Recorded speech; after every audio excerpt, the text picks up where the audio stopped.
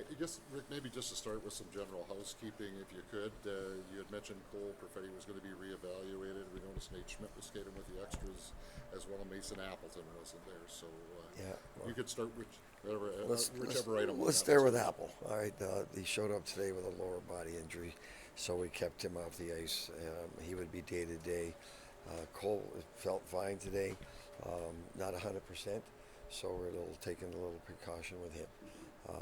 And Nate said the same thing. He's dealing with a lower body that he's probably not quite ready to practice with the full group yet. But they're all going to be day to day, and the sooner the better that we can get them back, so we can start looking like what we're going to look like when the season starts. And the fact that Nikolaj was able to skate with the main group, is that kind of a step forward at least in the right direction? Well, it'll be good when we get him in the right colors. Right, get him in the line color, but he couldn't do half the drills out there because of the contact drills. So at least we got him out, and we were able to work with him and get his conditioning back. And he gave him a good skate at the end. So I know he reported in great shape, and he did. All his testing was outstanding. So, but again, you take a week off. Now you got to get it back again. So we'll get him skating with us. We're hoping that he can play on Monday in Calgary. That would be the goal. Yeah, and just one final one for me, Ricky. I caught you with John and Dave the other day on the podcast, and you had mentioned the veterans had communicated to you they want to play in the last two games. So this game in Ottawa, then will that present kind of a different type of lineup like you had maybe in Edmonton for the preseason opener? Yeah, there'll be a lot of similarities with those two lineups. Yeah.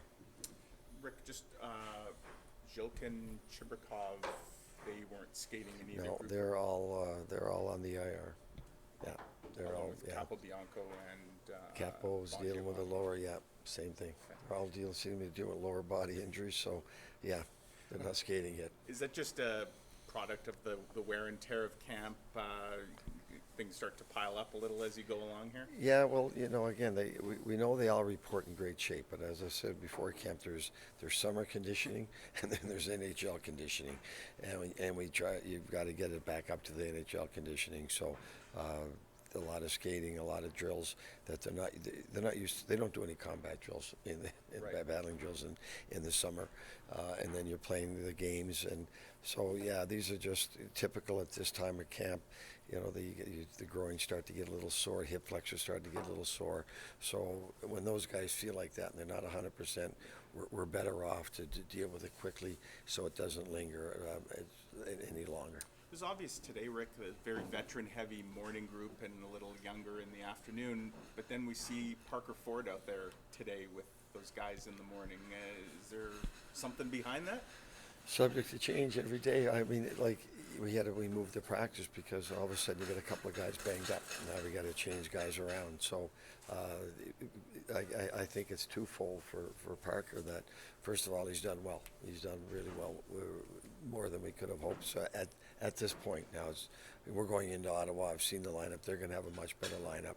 So we'll get a better look on that. But also the injuries have opened the door for him as well and given him a couple extra games. Colby Barlow is still in camp now that it looks like he's feeling a little better. He's in camp, but he's not. Yeah, he's skating, trying to get some strength and some conditioning back. But he's not going to be able to practice with us for a couple of days yet. Do you see any opportunity for him to get into one of those last two games, or No. is it too late for him? He won't play. No. Rick, is there any coincidence, or is it a coincidence just that Cole in the last 2 years has been heavily hit by the Flames 3 games in a row? Well, yeah, that was a big guy that fell on him last night, and I didn't like that cheap shot. So I don't know the kid that did that, so I don't think it's him going after Cole. I think it would be more a coincidence than anything. They're not gonna go after Cole. You would hope not, anyways. But he can go after the smallest guy in the ice. Rick, last year, I remember there was the Marty Johnson drills, and this morning, right at the end of the practice there, where you had the two half ice going simultaneously. Have you done that before, or is that just something you guys talked about over the course of the summer? That's in the books. We had all these drills in the books, and when you practice as much as you had during training camp, sometimes you got to throw a little wrinkle out there, a couple of drills at them. But it's competitive, but it's fun. Yeah. They're keeping score, and we played that game before. Rick, when you look at Kyle Connor's season last year, still finished with 80 points, 31 goals. Most NHLers would be pretty happy with that, but it was a pretty sharp drop-off from the 47 the year before. His penalty minutes were up for Lady Byng to, it looked like he was a frustrated player at times. Did you see that at times from him? A little bit, because you got to remember at the start of the year he was getting all kinds of grade A's. He was, and they weren't going in. Then he got scoring again, and then all of a sudden the grade A's were still there, but the goals weren't going in. Yeah. So he takes great pride in being a difference maker. He takes great pride in his goal scoring ability. And when you're getting those chances and they don't go in, any goal scorer will get a little frustrated at times. Yeah, but again, I've always said this: if you're not getting those chances, then that's a whole other discussion. We got to look at what's going wrong here. But when you're getting those chances and it's not going in, sometimes you give the goalie a lot of credit, or you're hitting the goal post or whatever. Sometimes you just gotta go with the flow. What's your message to some of those younger players going into tomorrow, right? Could be the last chance for some of those guys to leave an impression. Yeah, and listen, tomorrow's not an easy day. It's a long flight to Ottawa. We're losing an hour. They're not going to skate in the morning to give them every opportunity to show well tomorrow night. But again, when you get in those situations, you're right. They're running out of games quickly, and a lot of our veterans want to play in those last two games. So all we can do is, those guys, see, this might be your last game. Take advantage of it, make the most of it. Outside of the things on the score sheet that we see, what kind of things do you look for in terms of separation for some of those guys battling on the periphery of the roster? To me, it's just as the exhibition games goes on, the pace picks up. Like they were a big team last night, and the pace was picking up. Can they handle the pace? And that's what we're evaluating. Now, there's no question. Last night we have our veterans in there. We're going to move the puck a lot better out of our zone.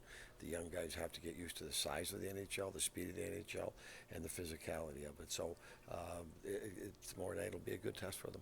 Rick, Kyle said he feels like you're a little more maybe calm this year. Would you? I'm older. I aged over them for now. Yeah. You better. We'll see on that one, Anna. For now. Yeah, but he even said like on the bench you're just a little more calm. It's obviously preseason, but I'm just like, is that something that you may have learned from last year? You talked about the things that you learned from last year, but maybe not. I always look at myself first. I tell you that. When every bad game, I look at myself first. So, yeah, that'll come. I'm not worried about that. I'll do what I have to do. And If sort the of passion comes out, it comes out. just one more on Kyle. He was really excited about what that line. I know they only played the one game. Obviously, he scored a really nice goal. Great pass from Gabe to Kyle. Just based on the very small sample size, do you feel like this could be a really big season for Kyle if that line can kind of do what you envision? Yeah, I think it'll be the line. I think Gabe's right now, it looks like a perfect fit for him for that line because he's big, he's strong, he hangs onto the puck, and he makes plays. He's not throwing pucks away. He sees guys. He knows where they are. He's very strong on the puck, so he's hard to knock him off the puck, which buys the other two a little bit more time, a little bit more room to get to the open spaces, and then he can find them. So far, we really like what it looks like, and we're going to give that a real good ride.